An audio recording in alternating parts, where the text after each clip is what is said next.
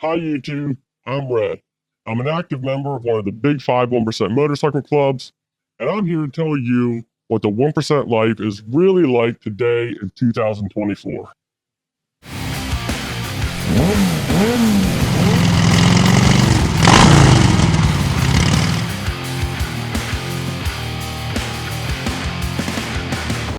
1% clubs these days are not criminal organizations.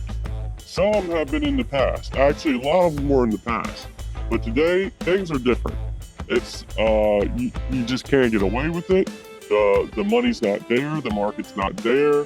There's not as many drug addicts as there was in the past. There's a lot of awareness now about drug use. In the past, when I guess drug use, illegal drug use was at its peak, which would be, I would say, in the 90s. A lot of stuff was hidden.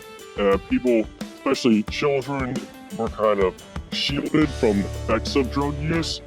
And then you had like intervention come on TV, and there's just a lot more awareness about it now. There's not nearly as many people doing drugs. The market for illegal narcotics is a lot smaller these days. There's a lot more police. There's a lot more police agencies. You don't last long in the drug business. So the 1% world today is not a criminal world. Most of the people have jobs. Some of them have businesses. Most of them have jobs. And it's really kind of stupid. It's kind of pointless being in a 1% club because there's really no reason to have the 1% patch anymore. We're not doing illegal things, and we're not even going to fight you most of the time. These days, I see it all the time. And I just want to say, I've been in a 1% club for a few years now, not decades, but a few years, and things were a lot different years ago. Back in the 90s, early 2000s, there was a lot of 1% clubs operating as criminal enterprises, selling meth, mostly, among other things. But now, it's just not there. It's kind of stupid to join a 1% club because just it's like people think the public just has this distorted perception of what a 1% club is because of the hype. And I'm telling you, these people who are doing these interviews on YouTube, some of what they're saying is true, but a lot of what they're saying, they're stretching it. Like there's that guy, Dobbins, who was allegedly a member of the Hells Angels in Arizona, wasn't a member, never got made. He makes a lot of shit up. They didn't even bust that club. His undercover operation didn't even lead to an arrest. He didn't get on the inside of a club at all, and that club probably really wasn't doing that much illegal stuff because his operation didn't lead to a bust.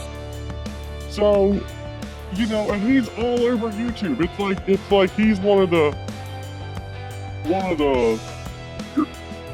go-to. That Lou Dobbs or whatever his name is being like idolized as this like expert on 1% motorcycle clubs, not gangs. We're not gangs. 1% clubs. And he didn't even get on the inside of one. He didn't get past Prospect. And it's ridiculous. People think we're all doing illegal stuff and we're not. And the guys on YouTube, they're saying stuff like, you gotta watch out what you wear, you gotta watch out what support gear you wear. Like if you wear support gear the wrong club and you don't know what's going on, you might get beat up. Like if you go approach a 1% biker the wrong way, you might get beat up. And that's bullshit. Man, we're not assaulting people anymore. Everyone's got a phone. Most of us have jobs that we can't afford to lose. If we go to prison, our job's not going to be there when we get out. A lot of us have kids or families we got to support. We can't go to prison. And we're definitely not going to go to prison over something stupid like assaulting someone just because they have a freaking little patch, a little sticker on their vest. And actually, I see it all the time. I see people with 1% patches. I see people with Sons of Anarchy. I see people with shit that either looks like it's a 1% club, or people just straight up copying real percent club stuff. You can get Hell's Angels cuts, you can get Pagans cuts, are the two I see copied the most.